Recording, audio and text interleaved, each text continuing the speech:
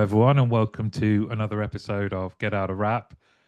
Today, we are graced by an amazing chap in so many ways. But we are here to talk to published author Danny Wareham, founder and owner of Firgun, um, about his latest book, Constellation. And honestly, I am buzzing to do this, Danny. Is this going to sound weird? I'm so proud of you. It's so. Thank you, first of all. I'm not sure fitting grace. Nothing's changed. I still put my trousers on the same way. Well, my butlers put my trousers on for me, but nothing's really changed. It's weird. I've been working on this project for it's nearly 4 years, including the research. And the bit of advice I was given by other authors was once you've put it into the wild, it's not yours anymore. It's like having a kid and letting it grow up. So don't get too sort of hung up on reviews and things like that because you'll just drive yourself batty. But the thing is, they never gave me any advice about praise. And there's a lot of people that have gone, oh, this is really good, or I'm dead proud of you. And my partner has been an inspiration all the way through. And I'm not comfortable with praise anyway. It feels kind of, do you know what I mean? It just feels it's Yeah. not icky. What, yeah. But I appreciate it anyway, and you'll get the requisite thank you. And I do genuinely appreciate it. Just because it makes me feel awkward doesn't mean you should be any less proud. But thank you, and Well, thank you for being part of it. I can genuinely say I've read it. Um, Psychology was one of my A levels. I originally went to university to do it, but then switched. Much to I look back now and go, "Ooh, I really enjoyed the degree I switched to," but I do I do regret that. I've always had that kind of interest in it, and having got to know you as a friend and seeing how you help others, how you share your knowledge, both in the team leader community across LinkedIn with Firgun, it's just fascinating. And then to see the and read the book, it's I'm at a little bit of a loss for words because I'm like it's a proper book. It's legitimate. It is it is genuinely insightful. And we were talking just before hitting record about a couple of phrases that kind of get used to death. Insightful, I think, is becoming one of those, but this is genuinely insightful, a new way of looking at things, backed up with great research. But I want to take you back then, if I can. Mhm. You mentioned it's been 4 years in the making. What's the origin story, that kind of genesis? Yeah, The spark. was a bit by a radioactive book or something. It turned me into grammar man. I'm the righter of wrongs. Um, that's terrible. Sorry, No, you listeners. also puns. Maybe there's a pun book coming as well. So it started. There's kind of a little bit of a backstory that when I came out of the corporate world, I took redundancy. I actually posted on LinkedIn about it because it was 5 years ago this week that I was told I was being made redundant. And I'd worked for an organization for a really long time. It was pushing 20 years. So I had a bit of a wobble of, am I actually any good? So as part of my way of processing that, I decided to go to university and go straight in and do a sort of master's level. And I because I'd not been to university, I didn't know what the process was or what to expect or whether you get taught. Um, Spoiler alert, at master's level, they don't teach you. You're expected to go and kind of critically analyze stuff yourself. And part of that was I had this idea of what is a leader. So in my very first module, which was on leadership and management, the first thing I learned was we can't agree what a leader is. There's no definition for what a leader is in the academic world. But I know myself, having come from a corporate world, we know what a leader looks like, and more importantly, we know what they don't look like as well. So I started thinking about what is it that leaders actually do, and all of the research. There's lots and lots of arguments over: is it their traits and abilities, or is it the situation they're in, or is it the context, or is it the relationships, etc. But we kind of identified three main areas that span all these leadership theories. The first one is leader is a person. The second one is a leader sets the direction. So what's the goal or what's the vision? Where are we heading? And the third is that the leader casts shadows or illuminates behaviors that are acceptable. So they kind of set the culture to some degree. So the research then became, well, if everybody in the group knows the direction and they also know those kind of unwritten rules of how we do things and what the culture is, then does the leader need to be a person at all? And that became the kind of a sort of embryonic stage to think of what is leadership in the real world. Like, who's the leader of your family is one of the examples I'll use in the book. And it depends. It might be, if you're driving somewhere, it might be mum because she's really good at directions. If you're putting up shelves, at the risk of sounding slightly sexist, it might be dad. But if the Wi-Fi goes down, it might be one of the kids that suddenly takes charge. So leadership flexes. It's not a person, it's a process. And that's what the research was. It was, can culture be the leadership? Can the environment be the leader? Yeah. And then was this something that you've always worked on? So you were made redundant, you decide to go self-employed, Hmm. and obviously that's time consuming, a Yeah. challenge. In for a penny, in for a pound. Do everything at the same time. Yeah. That's what I mean. Were you kind of like, Yeah. what else can I do that Yeah. is really gonna put me under? Yeah, I mean, the things were interlinked. I mean, I'd been at a senior position at a big blue chip, well-known blue chip company. So by going to university, I then don't have the time that's needed to go back into that level. So as a result, I really struggled with interviews because there was this perception that there wouldn't be enough for me to get my teeth into, or I might be a flight risk, etc. So the decision to kind of set out on my own was, there was a few reasons behind it, but one of the reasons was I can't go back to being at a senior level in a corporate, because I just can't dedicate the time and the mental energy to do it whilst I'm also researching and studying. So yeah, it's been the cliche is a roller coaster. Roller coasters are not always fun to ride. Sometimes they make you a bit sick. But it has been fun. There's been lots of learnings, and now the first kind of book is out, and nobody said it's terrible yet, which is always a good start. Oh, it genuinely is a great book. And was this? We'll get into the book, but I still want to spend some time just thinking about the work that went into you getting to this point now. Yeah, Was this something that you did outside of the self-employed work? So you were like, yeah, okay, I've done my work. Now I want to tinker with the book. yeah, Was exactly it a right. garage sort of project? Yeah, exactly right. So the way the book is kind of set up is it's in three parts. So the first part is, where are we now? That kind of, what do we think leadership is? What do we think culture is? What do we think psychological safety is? So the first book is a bit of almost a time capsule of all of the studies from university, my experiences from corporate world. What do we think today's leadership looks like? The middle section is then the research. It's the thesis that I wrote for university. It's the latest research that kind of complements it. So things around, your listeners might have heard things like distributed leadership, which is where leadership is shared between people in certain situations. So what does the latest research say about kind of shared models of leadership? And then I was very conscious that it's no good just being an idealist or being theoretical. You've got to be able to say, here's some real examples. So the third part of the book was then, who's using these approaches in the real world today, even though they might not call it constellation leadership. And that third part allowed me to interview some fantastic people, but also work with some of my clients that have implemented these approaches that, when they're used in the right way in the right circumstances, they actually outperform traditional sort of vertical hierarchical leadership approaches as well. And they create great purposeful cultures too. So it started off as a bit of a bedroom and university. Oh, this is interesting and it's novel because nobody else had studied it. But an idea without implementation is just a wish. So how do I find environments? And there's 7 case studies in the books where it's already being used, and it's been used for a number of years as well in some of those cases.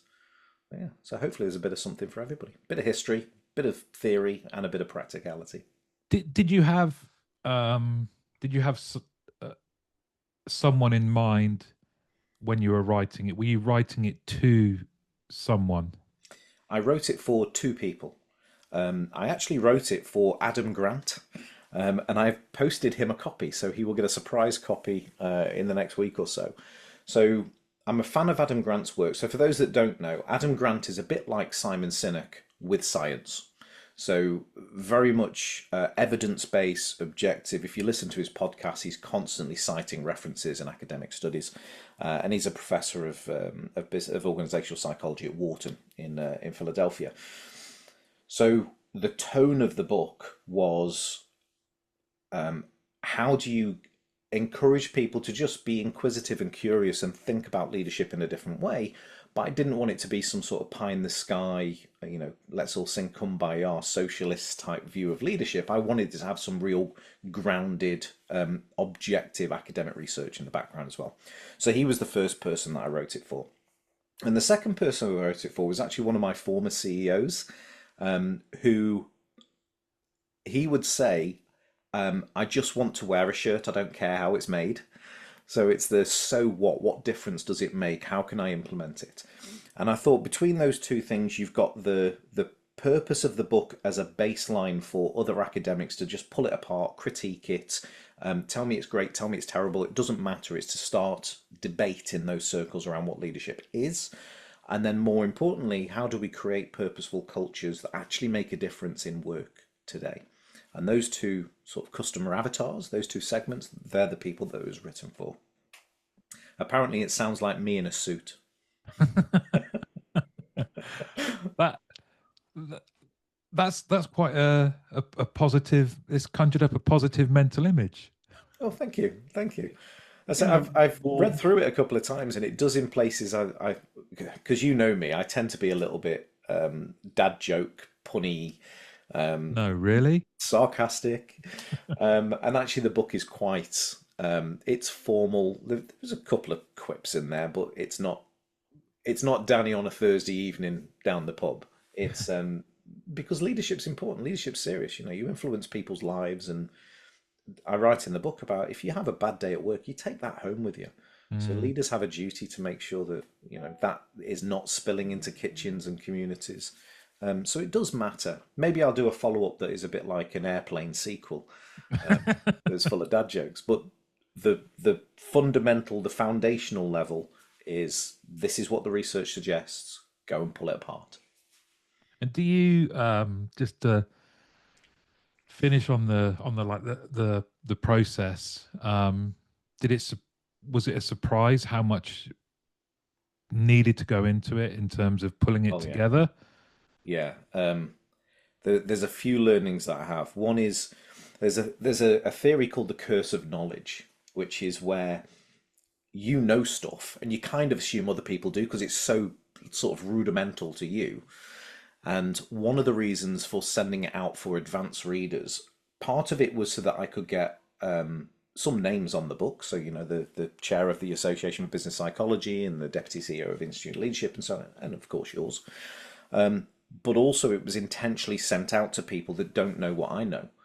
And the feedback that came back, I had some really nice, oh, this is a great book, mate, kind of feedback. But I had some really blunt and to the point feedback of, so what?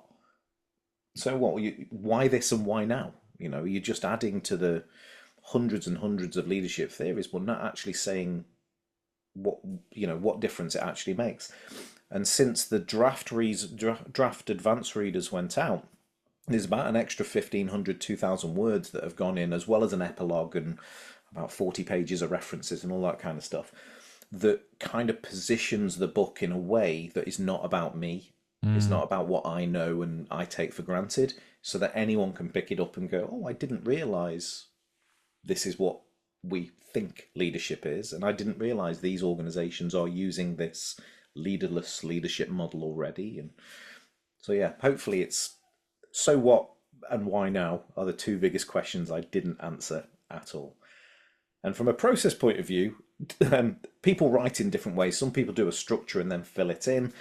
My approach is just dump everything out and recognize that the first thing you write is terrible, which is why they call it a first draft. but at least getting it out of your head, you've then got something to play about with and move and polish and so on. And that was my process. So I didn't have writer's block so much as writer's vomit, and it was sifting through to find the good bits. And I've probably deleted more than there is in the book. That will become another book in the future, I'm sure. But yeah, I've probably deleted 200,000 words that didn't make it into the book. What has been your favorite moment of the process? Um, it's a good question. There was a couple of highlights. Um, I think my overall favorite is actually saying thank you to my partner, particularly. Um, I start the acknowledgements with, there's only my name on the cover, which makes you feel like it's only one person that wrote the book. But that's not the case. You've got people that did the advanced readers, you've got my illustrator, you've got my proofreaders, um, you've got people that have given me feedback through the process, yourself included. But underpinning all of it is I've set up a business, I've been to university, um, I've been hidden away in the shed quarters writing hour after hour of prose that then didn't make it into the book, has just been thrown away. And you've got stroppy Danny and happy Danny and weepy Danny and angry Danny and all everything in between. And she's been the rock all the way through. So actually, a highlight for me was being able to commit that to paper, and it's something that will be there as long as the book's in circulation, which hopefully will be a lot longer than I'm about. So yeah, that's a highlight. Yeah, that is that I can imagine that being very, very special. Hmm. Very special. Again, just it's just great that you've done this. It's just brilliant. Um, when you think about what you hope someone reading it will get, does gain, what will it do to them? Does that change in your mind based on the context of who the reader is and where they're at? Between those two sort of avatars, there is a slight difference. So, in the more sort of academic and leadership practitioner side, I hope it helps them think differently about leadership. The thing is with leadership today is it's a pyramid, and the last 50 years have been, how do we organize the pyramid? Do we flip it upside down and put it in front, in, the people at the front are in, we're in service of them, or is it, do we move the strata around? But ultimately it's still a pyramid. Um, and there's only so many ways you can polish that and add in nuance, and maybe you should use this language or use this tool, but the bottom line is it's still a structure and you can only operate within that. So hopefully the academics and the leadership practitioners will be, this is an interesting and novel way to maybe think of it. As I write in the book, it doesn't suit every context. There are times when you need traditional figure-headed leadership, but there are times when it absolutely flies. So those, I hope they pull it apart and argue about it, or sorry, critically debate it, is the academic term, discuss it for years.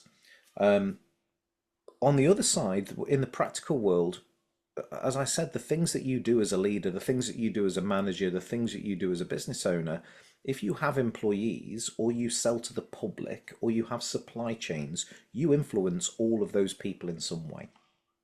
And often when we look at culture, we talk about fun places and great places to work and so on. Nothing wrong with that. I hope all workplaces are fun and great places to work.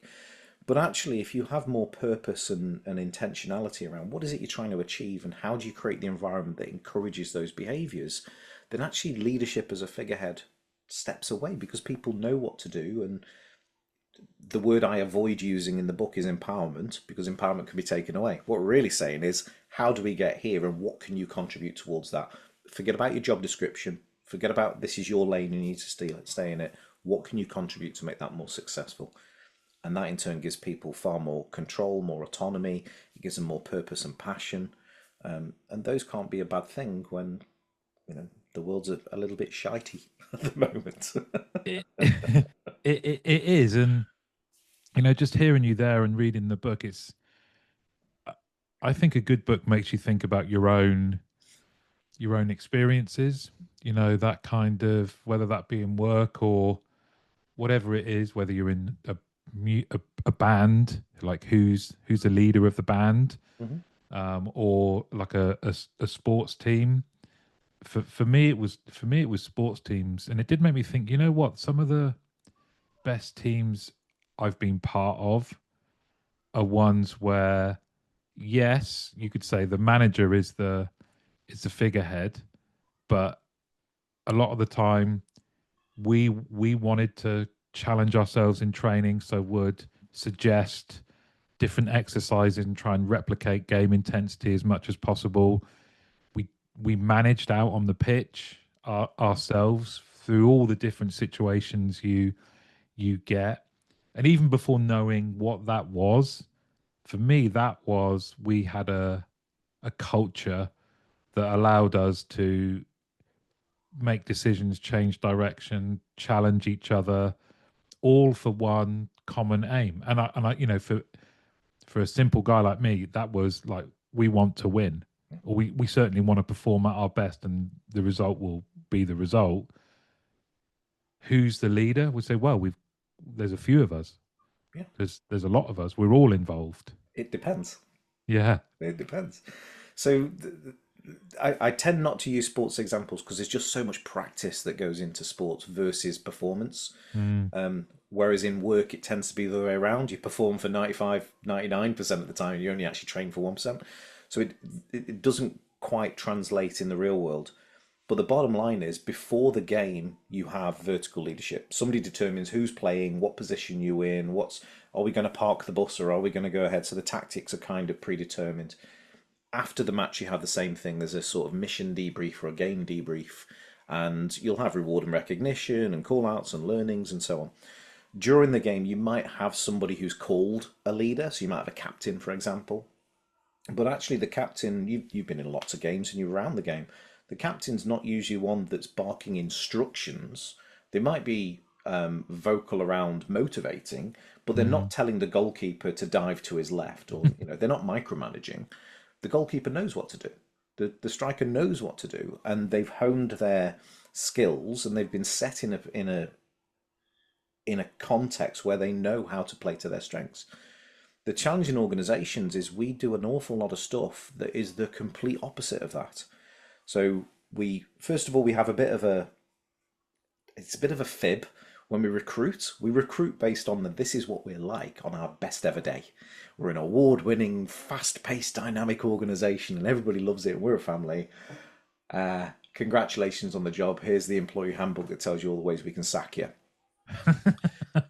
You then get into the work and your laptop's not ready and your access card's not ready, and actually this is your job description and these are the 10 things we need you to do to hit the ground running.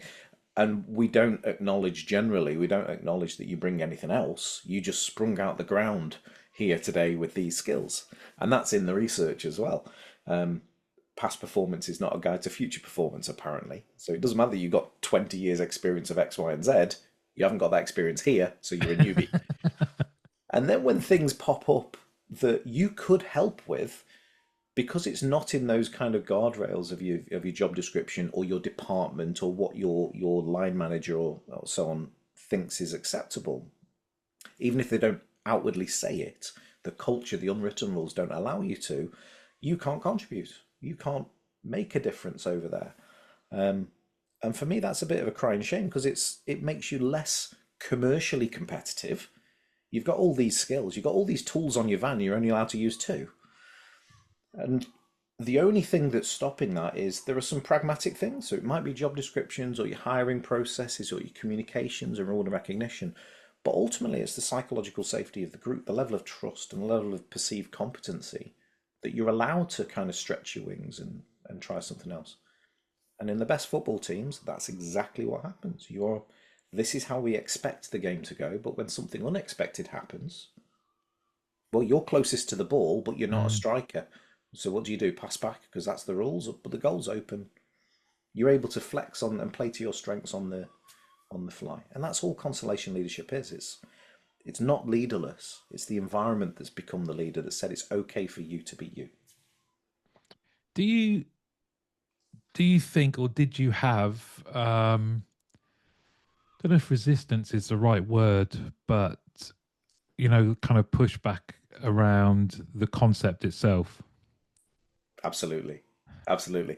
I was on a training course as a delegate, um, maybe 2 years ago, and we went for dinner afterwards, and I was having a chat with there's four people around the table, and I was having a chat about my kind of research because it was still in the research stage at the time, and there was one person on the table that was absolutely adamant that it wouldn't work, just couldn't. Their strength was not in that kind of visualizing the future and seeing the difference. But the irony was that kind of reinforced why it's needed. That kind of the unwritten pressures and structures around it that say, no, this is how we do things here. If something happens, we have to go up and down the chain of command. Well, that's not what happens in the real world. As I write in the book, mission command in the army, they plan and plan and plan meticulously for every eventuality they can before a mission. Even if that mission is just stand at Horse Guards Parade whilst the king walks past. It's not necessarily an incursion into enemy territory, but they plan and plan and plan and plan up front, so that the motive and the intent of the mission is clear. When the mission's in place, they hope that everything goes to plan. But if it doesn't, there isn't time for a chain of command to go, yes, do this, no, do that, yes, and go up and down and get everything signed in triplicate, because that would give your enemy an advantage. And for me in business, whether it's a charity, whether it's a commercial organization or a CIC or a community or a sports team or any organization, anytime you add friction into that kind of decision making process, then you're going to be at less of an advantage compared to somebody who has less friction. So they were so used to this kind of shackles of, no, this is how we work and it works, so why change it, that they couldn't see this. They perceive this kind of constellation distributed kind of view as just being every man for himself. And it's not every man for himself. It's not that it's leaderless. It's not that it's a free-for-all. It's not a rioting mob.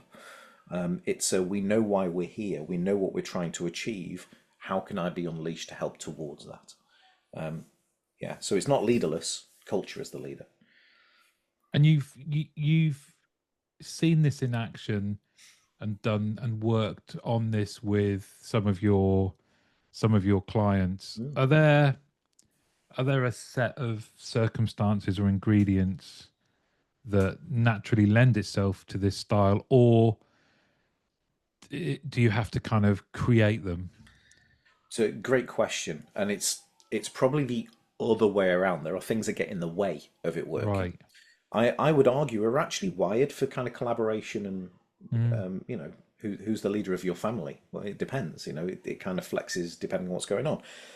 So I argue that we're kind of, as social creatures, we're kind of wired for this sort of social hierarchy in how we work. But there are things that get in the way.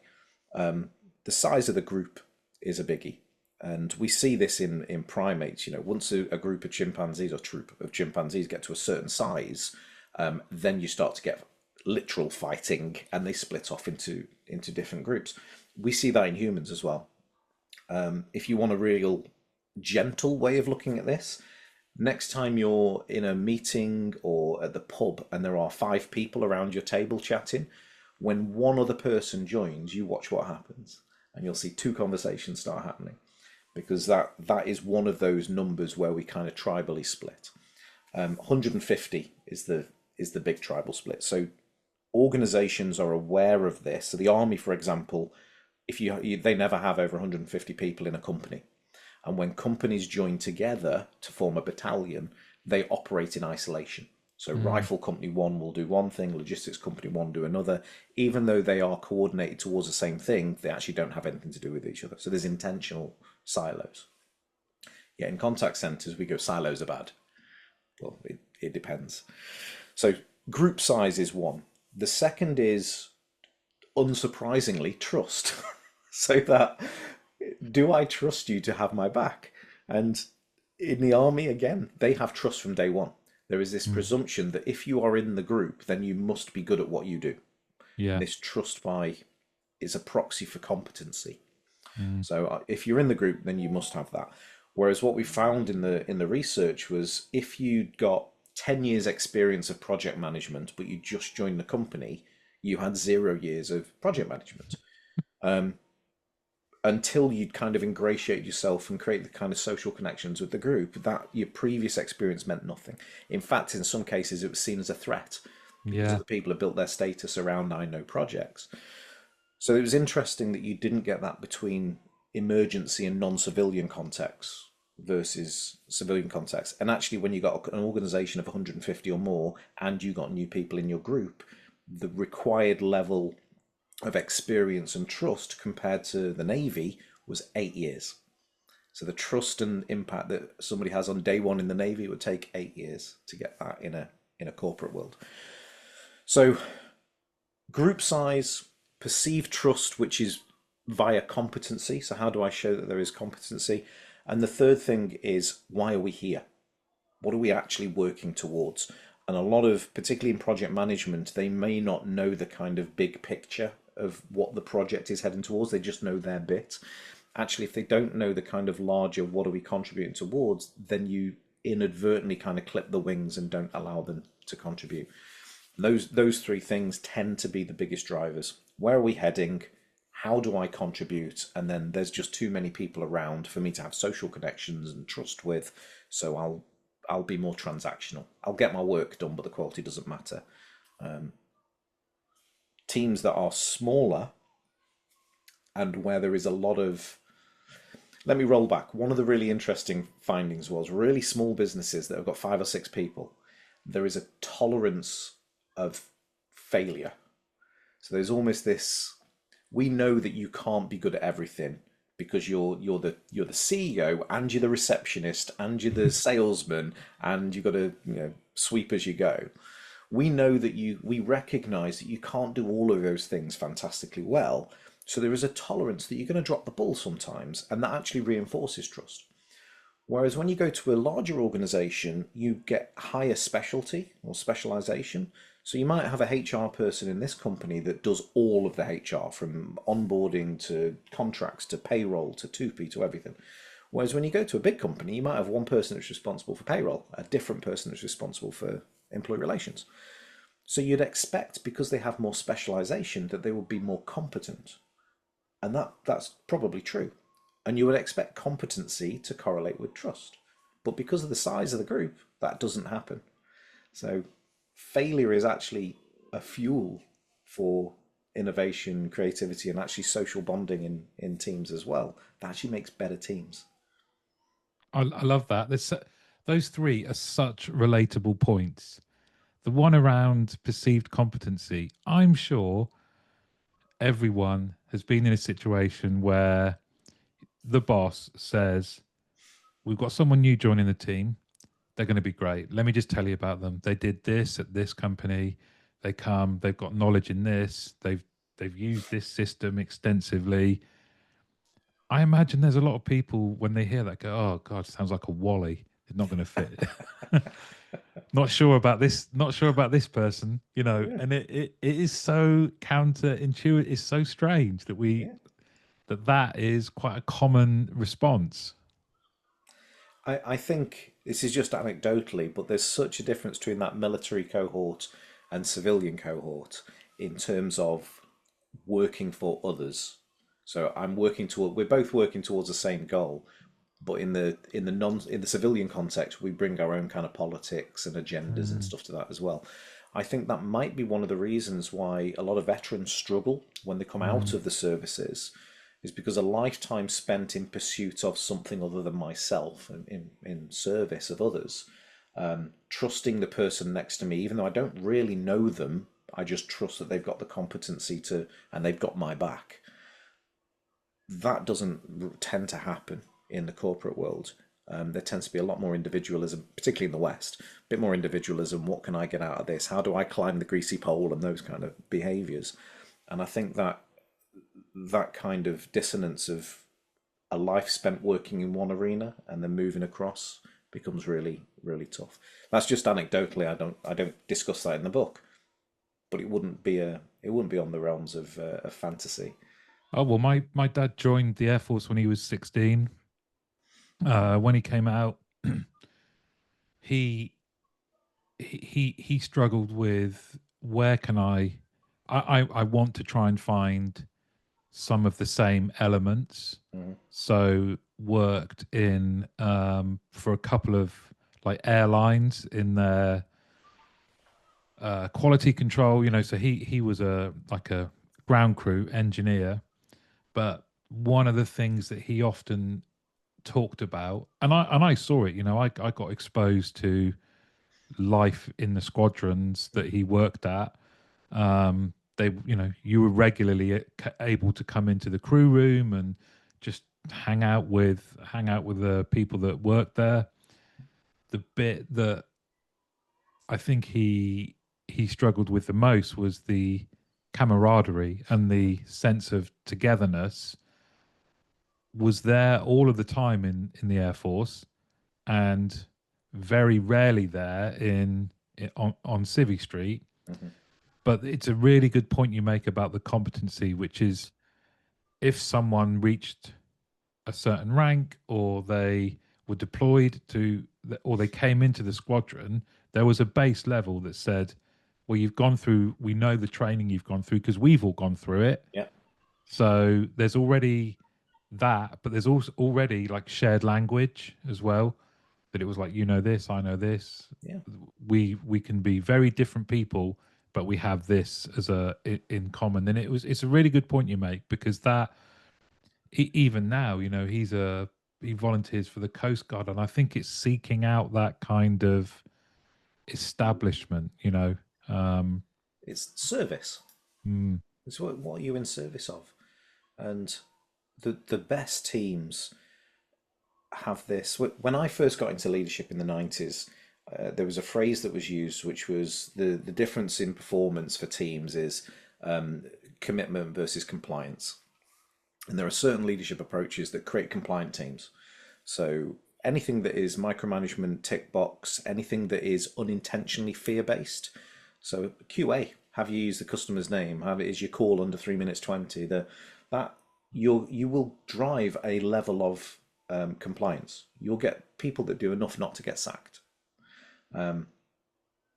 That's compliance. Commitment is from the team itself. I know what I do makes a difference, and how I define makes a difference will be different for every person in the team.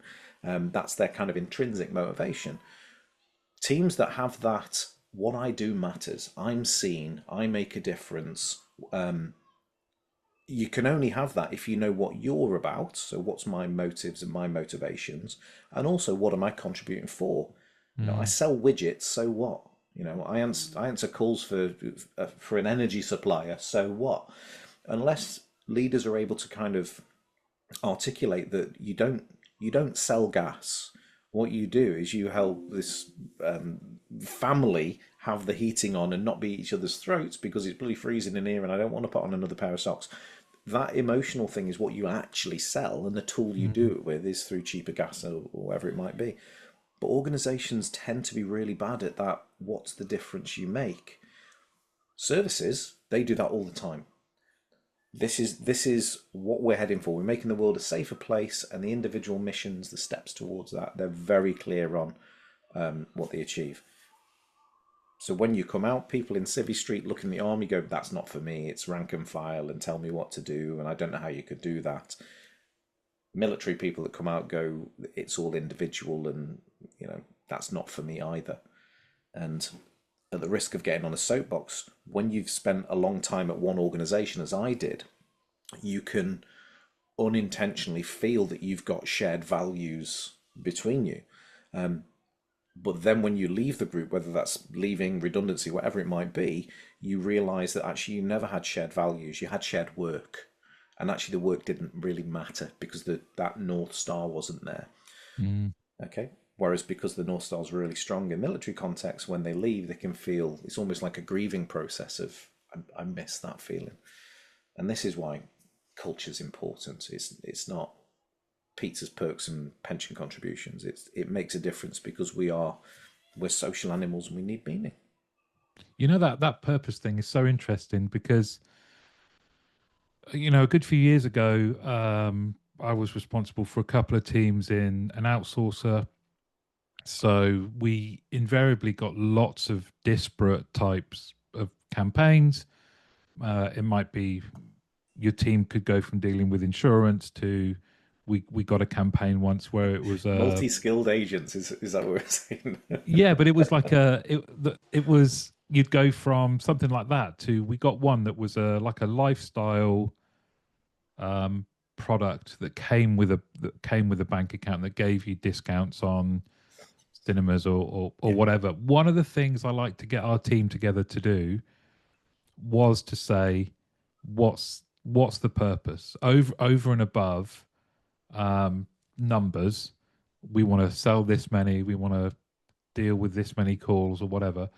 It was just what are we helping? What are we doing here? yeah, We're helping people access entertainment cheaper. They get to go with their family and maybe create memories. And we'd get as but what was interesting is other managers from the other departments that were my peers would I can't remember the exact phrase. There's one that probably I shouldn't repeat, but it was like, oh, you're going all hippie with them again, like yeah. all the, and I'd be like, yeah, I think it's important to understand that I'm doing something that's bigger than me. Narrative is important. We're emotional creatures. We like stories. We like metaphor. We then rationalize afterwards. In my world, in psychology, psychologists can be a little bit obsessed with their tools. So I've got this qualification or this badge or this is this model or this is how you build scaffolding and all this kind of stuff. And I equate it to if you needed a plasterer, would you hire the plasterer that comes in and says, I've got a 5-inch UPVC float that costs such and such? You go, no, because I'm not interested in your tool. I want the wall plastered. And actually, I don't want the wall plastered. What I really want is the mother-in-law to stop judging me every time she comes round because it's been 3 years since we sorted that wall out. That's what you really Mm, sell. mm, It's the removal of the judgment and shame from the mother-in-law. And often contact centers are notorious for just the amount of change that goes on. I've never worked in environments that have quite so much change and so much reactionary change. So it can, the narrative and the so what can easily get lost. Instead, it becomes we've got this new GUI, or we've launched this new product, or it's the same as the old product. It's just a different price point. Or so we kind of gloss over the story of the plastered wall and talk about the float. And I think we miss a trick in a lot of organizations by not kind of putting the sort of cliched meat on the bone for the so what difference do you make? Because if you don't feel that you make a difference, then well, I'll go somewhere else that does make me, and then you have high attrition and you know lack of feeling that you matter and all the societal impacts that starts to bring as well. So yeah, narrative sells, and I don't and think it there's sells all to customer; it sells to me. exactly.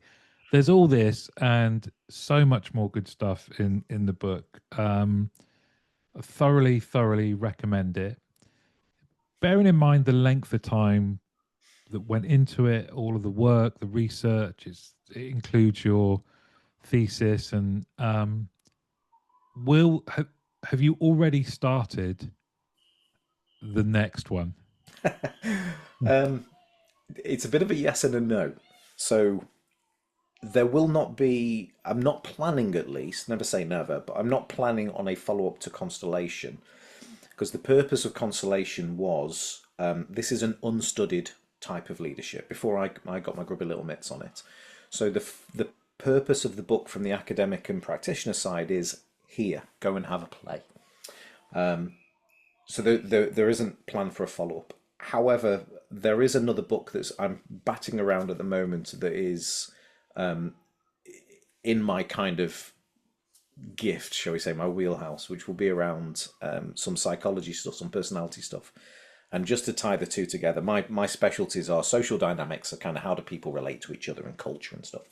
And then personality, so who are you when are you at your best? What kind of derails you?